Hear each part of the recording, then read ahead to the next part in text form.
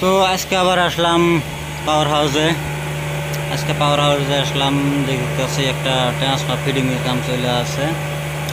তো 10 ampere transfer যে দেখতেছেন তেল হিট করতেছে, এই যে তেল হিট করতেছে। এগুলা যেটা ট্রান্সফারের ভিতরে তেলটা ঢালবো, ট্রান্সফার যেটা তেল ওই তেলটা হিট করে আছে। এই যে ট্রান্সফার দেখতেছেন, এটা নতুন ট্রান্সফার 10 এমপিয়ার।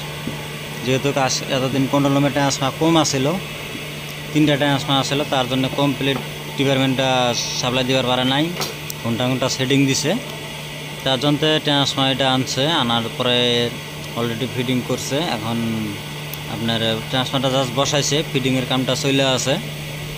এদিকে তেল সেলগুলো হিট করে আছে, তেল সেলগুলো হিট হলে ট্রান্সফার মধ্যে তেলটা ঢালবো। ঢালার পরে ফিডিং সিটিং হলেই আশা করি 2-3 দিনের ভিতরে চার্জিং হয়ে যাবো আর কি। আর 2-3 দিনের ভিতরে চার্জিং হলেই মোটামুটি যেটা আমার লাইনের প্রবলেম আছিল ঘন্টায় সেটিং। তো ট্রান্সফারটা চার্জ হওয়ার পরে এতটুকু আশা করা যায় যে না, সেটিংটা হবো না আর কি। তো 24 ঘন্টায় লাইনটা পায়ে থাকবেন, 24 ঘন্টায় পায়ে থাকবেন। যেহেতু ট্রান্সফার আগে কম আসছিল, তার জন্য লাইনটা দিবার পারে নাই, লোড নিবার পারে নাই। কারণ ট্রান্সফারটা অলরেডি হয়ে গেছে। এখন আপনারা 24 ঘন্টায় লাইন পাবেন, বা আমরা 24 ঘন্টায় লাইন পাওয়ার চেষ্টা করবো, পাবো।